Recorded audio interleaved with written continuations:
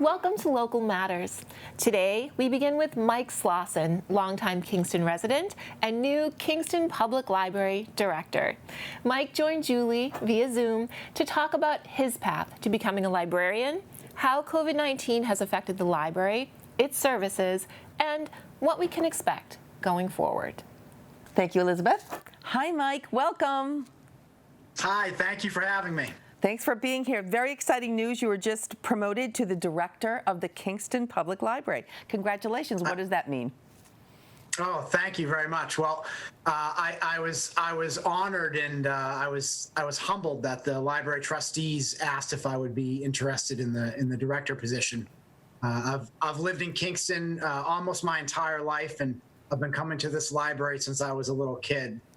I think under normal circumstances, it would be a difficult job taking over this position, especially coming after such a great director as C.S. Stewart. But taking it over during a pandemic has made it that much more difficult. We've had to adapt pretty much everything. We've had to adapt our policies to keep the staff and public safe. We've had to adapt our services. We've had to adapt our purchasing. We've looked into obtaining new services. We've had to change the way we do almost everything, from programming to checkouts to even the way we interact with library patrons. And I think being the director it's a big role, but it's a role that so far I've embraced with everything that I have. And I think with the support of the awesome staff that we have here, we're going to keep the library moving forward. Let me just ask you, what made you want to become a librarian in the first place? Well, that's a good question. I've always loved learning, and I've always loved libraries. And before I worked here, I was a teacher, and I think I really got to see firsthand the importance of libraries, especially with kids. I worked at a couple different schools, one of them which didn't have a librarian, and the library was a dark, lonely place. And then comparing that to another school that I worked at, where they did have a librarian, and the library was a vibrant place where people would go and engage each other and learn. And when I started working here, it just reinforced that importance of libraries even more to me. And realizing how important the library is to a lot of members of this community really motivates me to do this job. And a librarian or a library today is so much more than it was 20 years ago. I mean, there's just so many more things that libraries get involved with, which everyone benefits from. I did want to talk about decertification and certification of libraries. Can you talk about that process, and if your library does become decertified, what that means? Sure. So right now, unfortunately for us, due to budget cuts, the library is on track to be decertified. Now, if that does happen, there's a number of consequences that we will suffer because of that. Number one is the loss of the ability to apply for a number of different federal grants. And just as an example, two of the LSTA grants, which is a Library Services and Technology Act grants. Two of those we've been using just this year are a financial literacy grant, which we've had some great financial literacy programs for teens and for adults that have been really well attended. We've also used that to purchase some materials that focus on the same topics. And that was for about a little over $5,000 we got for that grant. Another LSTA grant we've been using recently is a Mind in the Making grant to revamp some of the children's room as well. So if we are decertified, we would lose the ability to apply for those grants. Additionally, we would also lose state aid, which last year was about $19,000 that we got in state aid. Now that money is very important, because not only do we use it for a lot of our programming, which is kind of a double hit because we've lost so many staff, and we're also losing some of the funding we need for programming. But it's also, that money is important because it's it can be used in emergencies for unexpected expenses, for things that we didn't plan for, that pop up during the year. But I think the most severe consequence of the library being decertified is the loss of interlibrary loan. And what that would mean is that Kingston residents will not be able to use the collections of our neighboring libraries in the OCLN network. So if you have a Kingston library card and our library is decertified, you will be restricted to what's in the building, in our holdings and in our collections. If you go to another OCLN library, it's very likely you will not be able to check out materials. Okay. And this is going to be more important than ever now, especially with kids needing books for school, and with the amount of kids who are being homeschooled now. Right. It's going to be more important than ever. Okay, so clearly you need to keep your certification. So what can anyone do to help you in that process of keeping your certification? Well, so in order to remain certified, the library is going to need to restore some of our funding that was cut. Right now, we've lost about half of our staff, and the library is struggling to maintain basic services. So what I would say right now, the best thing people can do if they are library supporters is to get the word out. I think people need to know what's going on at the library, and we're in the process of forming a campaign to do just that, to get the word out. But I think it's important for friends and or for people to tell their friends and tell their family that if they are library supporters, the library could use your help at next town meeting. And if you are a library supporter, I would suggest going to town meeting and making your voice heard. Okay, so that's what people could do. Now, also, you need volunteers at your library. So what positions do they do, what do they do, and how do they get in touch to become volunteers? Sure. So we need volunteers for a number of different roles.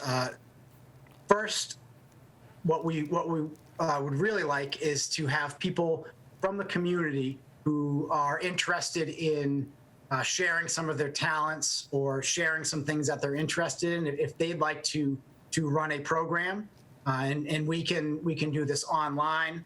We can set up all the technology.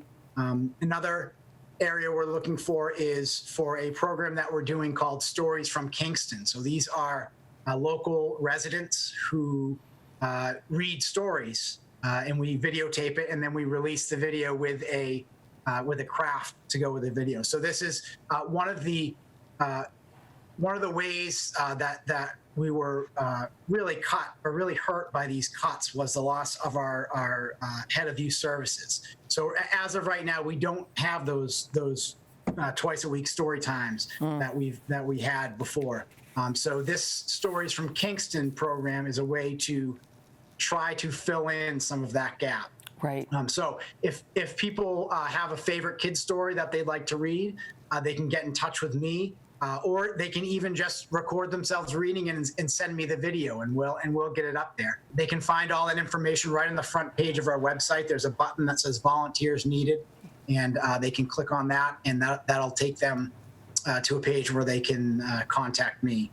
Another role that we will need eventually once we start opening are greeters. Mm-hmm. We're going to need to monitor how many people are in the building, when they've come in, and more as well. And right now, we just don't have the staff to dedicate somebody to doing that. Sure, understood. So clearly, a library does so much for the community, and it does from little kids to seniors. Everyone can take advantage of libraries now, and it would be such a great loss to any town, but especially to Kingston, to lose your library. And hopefully people will hear your call and go to town meeting, which I think is going to be in December. It hasn't been finalized yet, to support you and to support the budget for the library so you're not decertified. And finally, just on almost a personal note, we always like to know how people view the whole pandemic. Clearly, it's not a good thing at all, but there's always a silver lining. What silver lining or linings have you seen during this pandemic? Well, there's been quite a few, believe it or not. I think it's a tough time for the library, but like you said, there are always silver linings, and there's several, I think, here at the library. Number one is our curbside pickup service. It's been a really great program. It's really, really popular, and people really like it. And I keep thinking, I don't know how we're ever going to go back to not having curbside pickup, because it's so popular. Another silver lining on this is the way programming in libraries has evolved over the last few months. The switch to virtual programs has really opened up a whole new avenue to libraries. And now that most programming is done online, a lot of libraries are sharing their programs with neighboring libraries. So Kingston and Plymouth are advertising for each other's programs, and where attendance is going up. It's been really interesting to watch over the last few months how virtual programs have evolved from sort of very primitive with awkward silences, and people sort of didn't know exactly what to do. And now you look at it and they know how to run a virtual program. Right. So, that's been a big one. And then finally, I think something else that's come out of this is people are giving ebooks and e-audiobooks a chance. I know I know, because I was one of them, that there are a lot of people who may be hesitant to start reading ebooks. They like the feel of a book in their hand. But I think with a lot of libraries being closed, people have had no other option except to give ebooks a try. Sure. And I think there are a lot of people out there who are now getting hooked on them, and now can see the value of having a book in your pocket no matter where you go. Right. When you have 5 minutes, when you're waiting in line, you can pull out your phone and read a few pages of your favorite book. So I think that's another silver lining of this. Agreed. Absolutely. And it's wonderful that we can look at this pandemic through the glasses of things can be more positive, and more positive things have happened. And I totally agree with you about the online presence. I mean, we're all getting used to this, and you're right, we're getting good at this. And people are going to love the fact that they're going to have both down the road. They're going to be able to be in person, or they're going to be able to stay with this kind of program, which is wonderful. Well, best of luck to you. Thank you so much. We've enjoyed having you today. Thank you for having me. The fundamental role our libraries play in keeping ideas, culture, and literacy accessible to people at all stages of life can't be overstated. Best wishes to you, Mike, on what I'm sure will be both a challenging and rewarding adventure as director of the Kingston Public Library. An example of the community resources the library offers is the upcoming Getting Started in Homeschooling on September 29th at 6:30 p.m. Whether recent circumstances have you actively considering home education, or you're just curious about what it takes, this virtual program will answer your questions. Presenter Sophia Saig is co-founder of the nonprofit Advocates for Home Education in Massachusetts, and will cover topics including getting started, methods, resources, and homeschooling support. To register for this program and to check out what else is happening at the KPL, visit their website at kingstonpubliclibrary.org. The Wampanoag people have lived in southeastern Massachusetts for more than 12,000 years. Before their arrival in Patuxent, the region we now call Plymouth, the Mayflower Pilgrims landed in Provincetown Harbor and explored the eastern coast of Cape Cod. The first people they encountered there were the Wampanoag. Join a virtual tour of Plymouth 400's exhibit, Our Story, 400 Years of Wampanoag History, on Saturday, September 26th at 11 a.m., when exhibit creators and Plymouth 400 staff will be live from PAC TV studios, revealing little-known historic and cultural realities of the people of the First Light. 2020 marks the 400th anniversary of the Mayflower Voyage and founding of Plymouth Colony. And that story cannot be told without the perspective of the Indigenous peoples who were here then and remain here today. This exhibit was conceptualized and produced by Smoke Signals Marketing and Communications and the Indian Spiritual and Cultural Training Council, and is part of Plymouth 400 Inc.'s signature programs and events, which until the pandemic hit, have been traveling throughout New England. Not only do you get to see it on the 26th from your own home, there'll be a question and answer session so you can interact too. Visit the Plymouth 400 Facebook page or watch it here, live on PAC TV's community channel. Back with an In the Schools update, here's Erika. As we start the school year, things look a little different, but what has stayed the same is the commitment teachers have to helping their students as much as they can. Pembroke Public Schools had their first day back on September 16th, and with that comes first day of school pictures. Whether that means showing off your new outfit before heading to school for hybrid days or sitting at your new workstation from home, students are all smiles knowing they get to learn again. Thank you, Pembroke Public Schools, for putting together this very heartwarming video.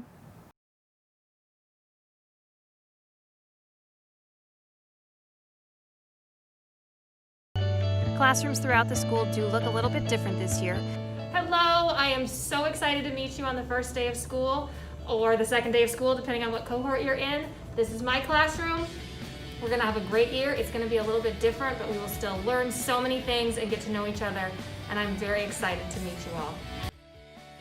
All around the school, you'll find new dots on the ground that tell you where to stand so you can maintain proper social distancing while waiting to go into the bathroom or filling up your water bottle at a drinking fountain. This is me with a mask on. This is me with my mask off. We'll be seeing each other every single day through our laptops. We'll be learning this way. I have lots of fun things planned for you. We look forward to seeing you soon! You're broken down and tired of living life on the merry-go-round, and you can't find a fighter, but I see it in you, so we gon' walk it out. Move mountains, we gon' walk it out and move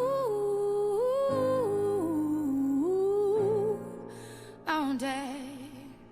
And I'll rise up, I'll rise like the day. I'll rise up, I'll rise unafraid. I'll rise up, and I do it 1,000 times again.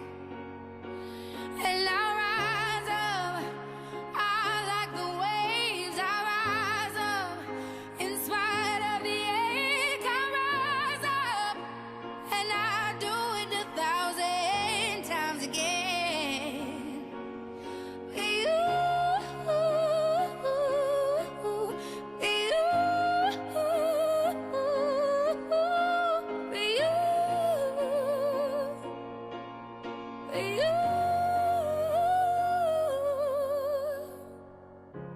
The silence isn't quiet, and it feels like it's getting hard to breathe.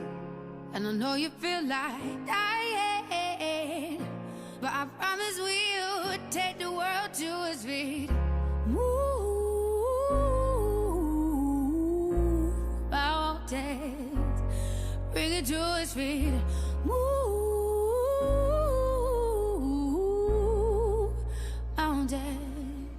And I'll rise up, I'll rise like the day. I'll rise up, I'll rise unafraid. I'll rise up, and I do it 1,000 times again.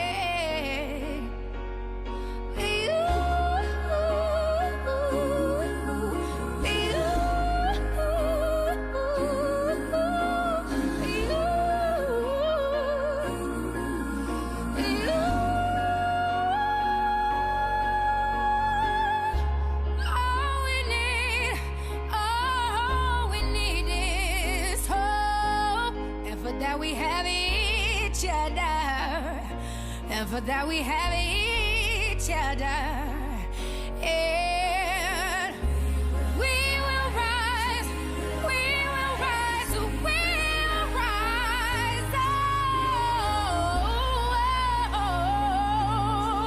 we'll rise. I'll rise up, rise like the day. I'll rise up, in spite of the ache. I will rise, 1,000 times again. And we'll rise up. I like the waves. We'll rise up. In spite of the ache, we'll rise up. And we'll do it 1,000 times again.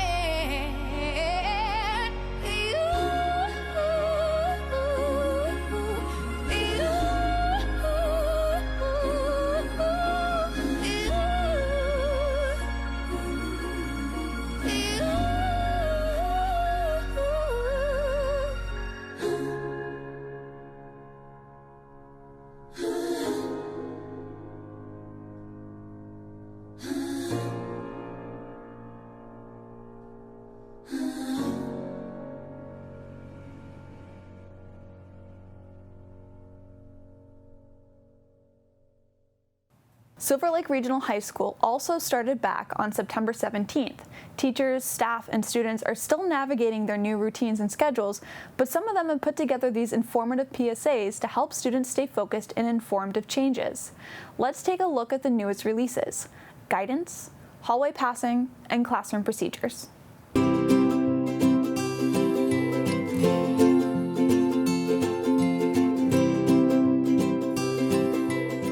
Welcome to guidance. If you have any questions about college, post-secondary planning, transcript schedules, personal social concerns that aren't emergency, ACT, AP, MCAS, PSAT, SAT test, you should scan below for the correlating guidance counselor that you have. And if you need any general SL information, work permit, or community service form, you can scan this QR code for Ms. Lineski or this one for the SL website.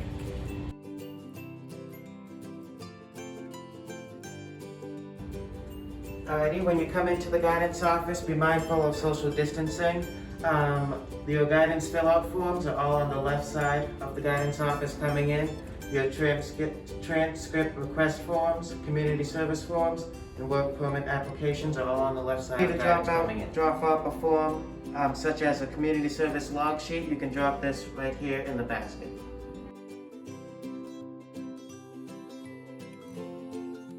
I'm a junior this year. Are you excited to be back? Yeah, I mean, it's finally got something to do. I've been sitting in my room doing nothing. I know, it looks a little bit different this year. So let me walk you through what guidance will look like for students at Silver Lake this year. By all means. So because you're only going to be in the building 2 days a week, we want to maximize the amount of time that you're in your academic classes. So rather than just popping down to guidance like you normally would, we're actually going to have QR codes set up so that you can scan it and email your guidance counselors if you have like any basic questions or if you want to set up a time to meet with us. Okay. Obviously, if you're having a really bad day or if you're having an anxiety attack or something has happened and you want to come speak to a counselor, we are still available for that. We're just going to have your teacher call down to us to make sure that we don't have anybody else in our office first. And then most likely, a lot of the meetings that you'll have with your guidance counselor, because we're still going to go over college planning and PSATs and all that good stuff that we normally do. We'll do that during a Google Meet on your remote day. All right? But if you ever want to come down and meet with us, you just let us know and we can absolutely figure that out and work out a time for you to come down where we don't have a lot of students in the office at the same time. Alrighty. Do you have any other questions? No, you explained it all perfectly. All right, great.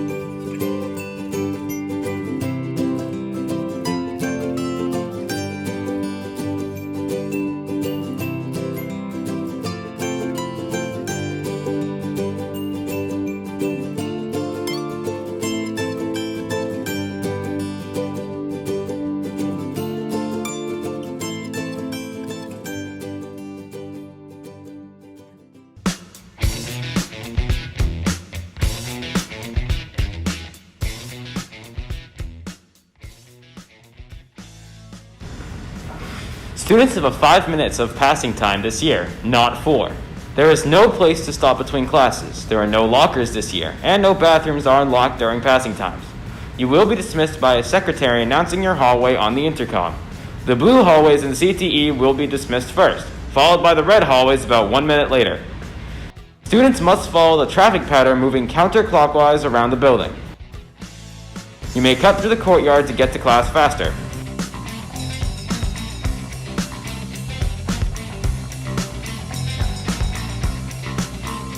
please keep to the right side of the hallway.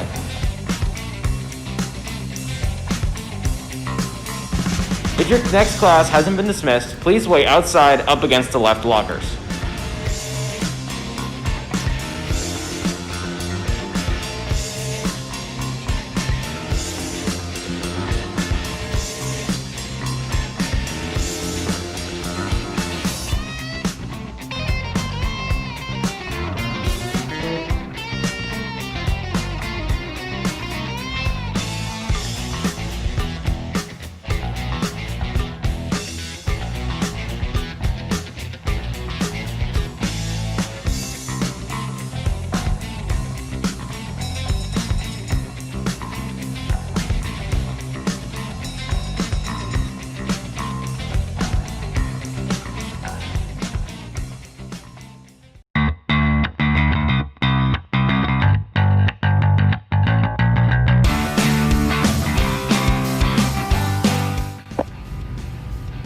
Welcome back, come on in. As you can see, the classes look a little different this year. And many of you will want to sanitize your desks to make sure your space is clean. Each room will come with supplies so you can do this. Wipe your desk just like this, and have a seat. There are a few things that might be different this year. Remember, you must have your Chromebook every day to make sure it is fully charged. And make sure the battery lasts. Remember, there's no eating or drinking in the classroom. You may be able to take a quick sip of water, but make sure you follow your student rules throughout the classroom. And we wear our masks at all times unless the teacher provides us with class mask breaks. Don't forget to bring all of your own supplies because there won't be any in the classrooms and you will not be allowed to share with your peers. Remember, there are no phones allowed in the classroom this year, so leave them in your bags on silent. At the end of class, wait in your seats until the bell rings, and then leave the classroom one at a time. Remember to keep them 6 feet apart, all that good stuff. Make sure you follow the arrows.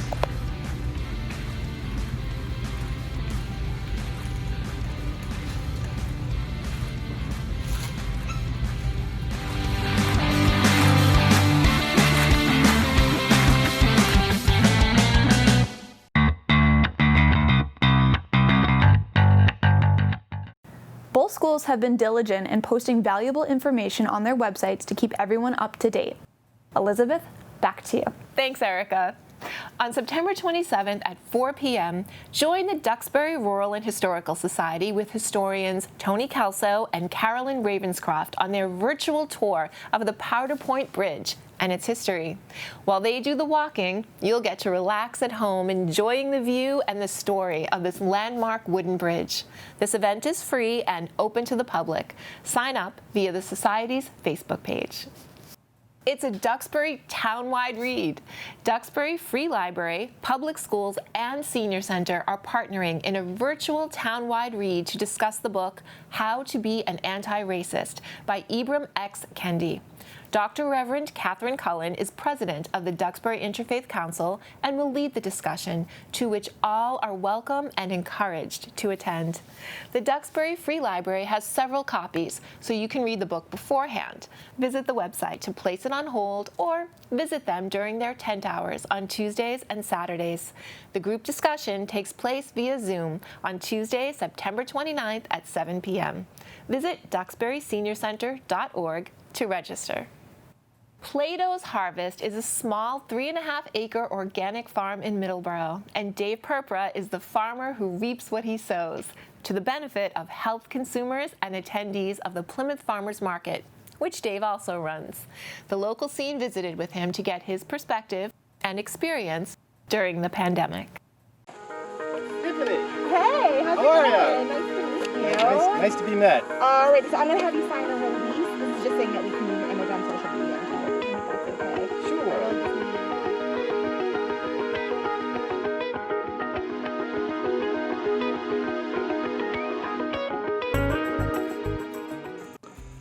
Plato's Harvest, I started about 15 years ago. I jumped ship from corporate America and did what I wanted to do. We grow certified organic produce on 3 acres that I lease here. We raise chickens for eggs and meat. We raise pigs, turkeys, sometimes ducks, sometimes lambs. But very small scale, certified organic produce, that's primarily what we do. We have a couple of programs so one is called Community Supported Agriculture. It's basically a subscription program, and people sign up and then they come out for some period of time. And in my case, it's this year, it's a 20-week program. The other avenue that we sell is through the Plymouth Farmers Market, which is once a week. The nice part about that is that we're bringing kind of a niche product, I guess, right? Organic, local, fresh, in my opinion, nutritious and better for you food. We're looking to sell that, so we need to find like-minded people that are all about that. So the farmers market scene brings together those people. In February, all of a sudden people were seeing some of the problems with the industrial food supply system and panicking. Go in the supermarket, it's empty, the deli's empty. There's nothing on the shelves. What happened is it's a model of just in time and the most efficient way possible of producing an inferior product at a cheap cost in a predictable way. Looks the same every week to week, looks the same. It wrapped in saran wrapped in styrofoam, it always looks the same. People are comfortable with it, they know what they're getting, and it's cheap. But in order for that to happen, it has to be a very tight, efficient chain of getting it from a farm to the consumer. And when anything happens to disrupt that chain, and boy, we saw it, the whole thing collapses. When all this started happening back, I guess, in February, there was a lot of uncertainty, right, for a long time. And we went through a couple of cycles, so a period of maybe a month, where we just didn't have a farmer's market. And the future was very uncertain. At our big festival type market that we typically hold every year, we've got 40 or more vendors with this huge variety of stuff to appeal to people. So we had all those vendors put their stuff up and do this online ordering, and then we had a distribution spot at the Mayflower Brewery in Plymouth. And then people would come and they'd get their order that they had pre-ordered, and we would have it all bagged up, and we'd be all suited up and get them their order. And so anyway, in the process of doing that, we sort of discovered what people were really looking for. So it wasn't ice cream, it wasn't soap, you know what I mean? It wasn't a lot of the sort of peripheral stuff that we typically have at the big festival type market. It was chicken, it was beef, it was pork, it was eggs, it was produce. It was food. It was food. It's what people needed. And so, going forward, at some point, so this got us through April maybe, and so at some point the state issued guidelines for how to reopen farmers markets and what you had to do. So what we did is we found another location for this season. It's much more suited for the regulations that they have in place. And so we took those same dozen or so vendors that we saw were so popular during the early part of this, and the products that people seem to want, and those are the vendors that we have now. So we don't have the huge festival, music, food, people laying on the grass and playing frisbee and story time and all the things that we'd like to do. Well, I found out a long time ago that's more what I'm into than the food, is bringing community, like-minded people, bringing them together around food. I mean, in my opinion, it's very important for people to get fresh local food as part of a nutritious and healthy diet, along with, making healthy lifestyle choices and cooking for themselves and not lining up at fast food places and eating the stuff that we know. You can smoke cigarettes and you're gonna eat stuff that you know isn't good for you. You know it's not good for you. And so if people are worried about like being healthy and having an immune system that rocks, and I would just be in favor of people looking to make better, healthier, more local choices in terms of food. I think as a species, we're resilient, right? And I think we'll cope and we'll adapt and we'll move on.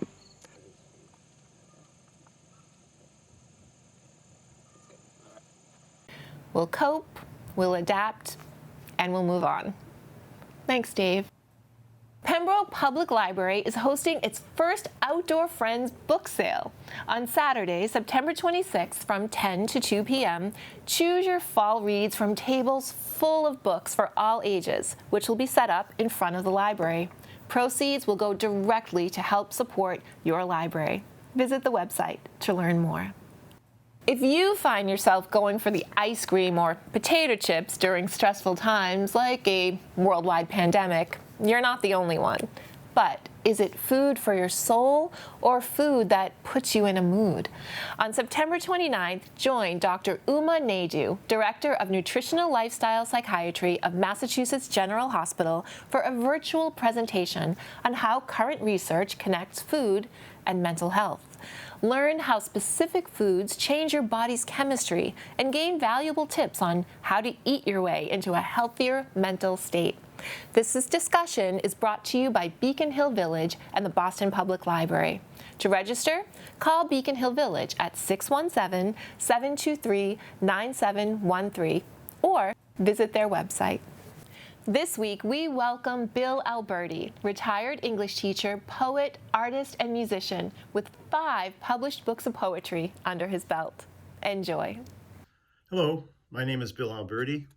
I'm a Kingston resident and a reader of the Old Colony Memorial and the Kingston Reporter. I'm also a poet, and this morning I'd like to read 3 poems that I wrote for you. First poem is entitled Small Ceremony. Today is not a good day for a wedding. The southwest wind drives lines of waves to crash upon the low tide sands of Craigville Beach. Fog hangs on the horizon, and the sky is covered with clouds the color of dirty gray cotton balls. Up the beach a distance from my slatted sand chair, I spy a multi-generational crowd of 20 or 30. They stand on the seaweed of the high tide line, huddled in silence, fully dressed for this cool Sunday. And then I hear a bagpiper tuning and guess, a wedding of locals. How sweet the scene, how sweet the sound. But from the dead skin of that breath-filled bag, a well-known melody emerges through the pipes and into the salt sea air. Amazing Grace. Surely not a wedding song. I squint hard and notice a woman on her knees bending low to console a young girl seated on a towel. The sounds of bagpipes and wind and waves fail to deaden and drown her soulful wailing. When the music stops, the silent crowd trudges back over the sand, abandoning the beach, dispersing in the parking lot. All that remains is whistling wind, crashing waves, that graceful silhouette of Madonna and Child, and strange comfort knowing someone who had cherished this place has now been cherished by a small crowd's ceremony and remembered here in this poem by a stranger.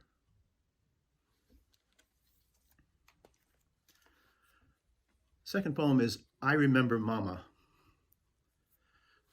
I hate reality television filled with bachelors, survivors, sharks, star dancers, and day court judges. I long to return to those thrilling days of yesteryear and spend my evenings engulfed in the gunsmoke bonanza of riflemen, rebels, and lone rangers. I miss my news delivered by trustworthy correspondents named Reasoner, Brinkley, Cronkite. and my laughs delivered by wholesome comedians I love, like Lucy, Carol Burnett, and triple name Dick Van Dyke and Mary Tyler Moore. I want to make room for Danny, Mouseketeers, Howdy Doody. Listen to Guy Lombardo, sing along with Mitch, and watch Lawrence Welk point his baton and in a thick Polish accent introduce Sissy and Bobby. Most of all, I miss Ed's variety show. Every Sunday night, right on this very stage, broadly casting comedians, impersonators, plate twirlers, ventriloquists, acrobats, and upcoming raw talents like Tom Jones, Barbra Streisand, Elvis, and the Beatles.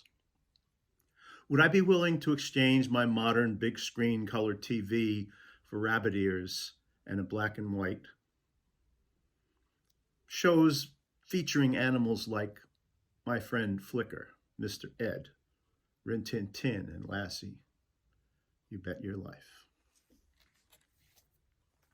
And the third poem, and last poem I'm going to read for you, is entitled Bad Back Blues. I know many of you, like myself, have suffered from a bad back ache at some point or another. Bad back blues. Yesterday I did too much. Today my back's in real pain. Yesterday I bent so low. Now I gots to use a cane. I had to see a chiropractor. He pretzeled me, gave me a pill. Went to see this chiropractor and left with one big hefty bill. Today is not a good day, 'cause I gots the bad back blues. Today it ain't no good day. I did some work I should have refused. You see, my muscles all in spasm, running up and down my spine. Oh, my lower back's in spasm. I'm all twisted like a vine. Now, I won't lift a finger. Of that I am emphatic. 'Cause if I lifts one finger, it might become sciatic. I won't allow no x-rays. Why take unneeded risk? I ain't going for no x-rays. I know it's bulging disc. The pain, it sure is throbbing. Feel like I'm in a vice. My lower back's a throbbing. Think I'll go and get some ice and drop it in a tall glass.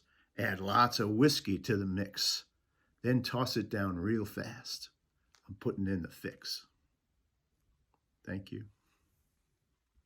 We're entering the season for baked apples, cozy sweaters, pumpkins, hot chocolate, and voting. And while most of the media oxygen is taken up with who will be elected president on November 3rd, this year's election affects much more. Your vote is your voice on issues affecting housing, education, community services, and healthcare. So, nuts and bolts. Are you registered? The Secretary of the Commonwealth has made it even easier with the updated Elections Division on the website. Find out if you're registered, where to vote, and the many ways how. In Massachusetts, early voting is available by mail and in person to all registered voters. You can find your local election office drop box, track your ballot, and sign up to be a poll worker. The in-person early voting period runs from October 17th to October 30th. For times, check your town's website. Voting is your chance to hire or fire the people who represent you and the issues you care about. Your power is in your vote. So, use it. On Friday, September 18th, America lost a hero. For over 6 decades, Ruth Bader Ginsburg blazed a trail that inspired women of all ages. Small in stature and mild in voice, the notorious RBG was a giant in the strides she made in her life to advance opportunities for women and to protect the rights of workers. Across the country, thousands mourned her passing through candlelight vigils and moments of silence. On Saturday, Plymouth came together to hold its own vigil at the Plymouth Town Hall lawn. Gathered near the American flag, which stood at half-mast, residents paid tribute by reciting speeches, sharing favorite quotes, and remembering the life of this endearing icon. To honor her legacy, we leave you with her words today. No one can be free from danger and destruction until the many torn threads of a civilization are bound together again. There can be a happy world when men create a strong bond towards one another, a bond unbreakable by a studied prejudice or a passing circumstance. From all of us at PAC TV, have a happy and safe week. We'll see you next time.